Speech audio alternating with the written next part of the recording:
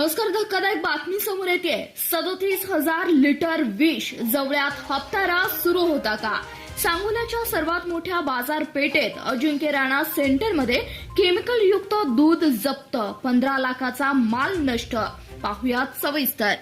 सांगोल्याच्या मातीला दुधाची माती म्हणून ओळखला आहे. आमचा शेतकरी पहाटे 3 वाजता उठतो. अंगावर काटा आणणारी थंडी असो वा ढगफुटीचा पाऊस असो, त्याची गाय म्हैस उपाशी राहू नये म्हणून तो स्वतः उपाशी राहतो. कडबा, पेंड, चारा यासाठी तो कर्ज काढतो आणि संध्याकाळी त्या पांढऱ्या सोन्याचा ग्लास घेऊन अभिमानाने म्हणतो, हे बघा आमच्या कष्टाचं दूध. पण जवळच्या अजिंक्य राणा क्लिनिंग सेंटरने या अभिमानावरच थुंकला आहे. या मातीचा विश्वासघात केलाय.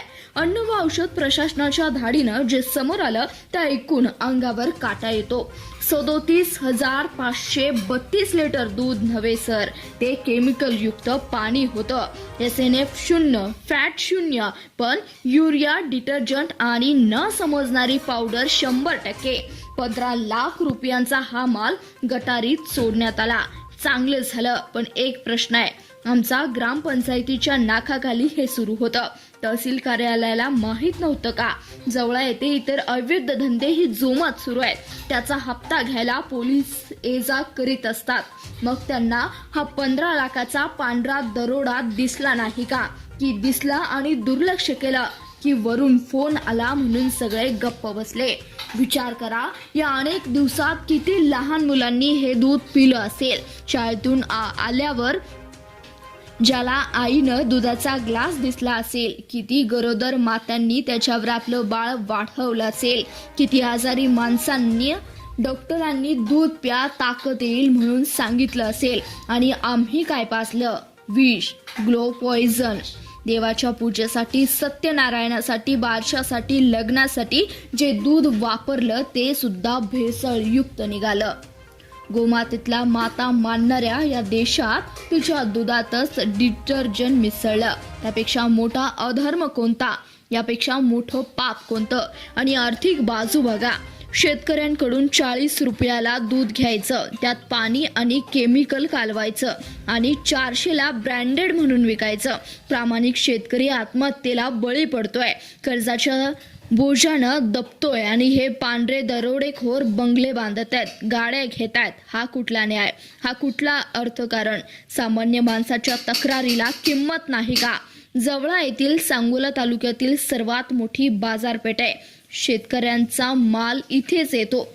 इथूनच तालुकाभर दूध जातं. आणि याच जवळ्यामध्ये अजिंक्य राणा या नावानं अनेक दिवसापासून विषाचा कारभार सुरू आहे. या केंद्रावर सोनाई सारख्या मोठ्या कंपनीला दूध पुरवठा होत असतो असं बोललं जात आहे.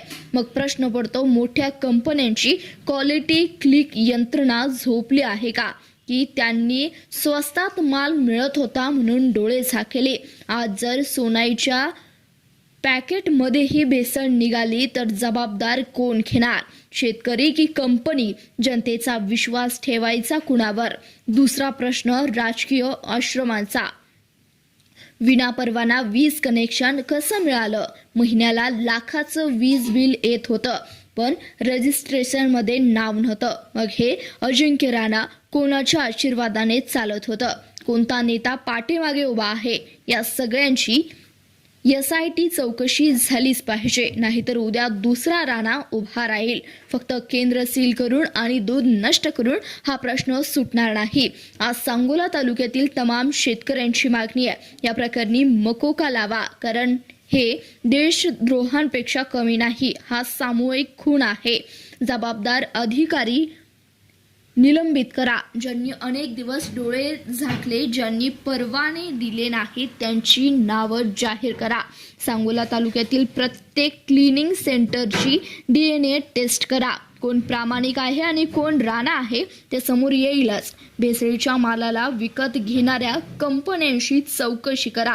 शेवटी एकच, शेतकरी रक्ताचं पाणी करतोय. शेतकरी लेकरांना चांगलं दूध पाजावं म्हणून स्वतः हात पाणी पितो, आणि तुम्ही शेतकऱ्याच्या कष्टाचं पाणी कालवत आहात. आज आमच्या लेकराच्या ताटातून घास हिसकावला गेला आहे, उद्या तो तुमच्या घरातही पोहोचवेल. म्हणून जागे व्हा, नाहीतर पुढचा ग्लास विषाचा तुमच्याच घरातला असेल. धन्यवाद. पाहत रहा CBS न्यूज मराठी.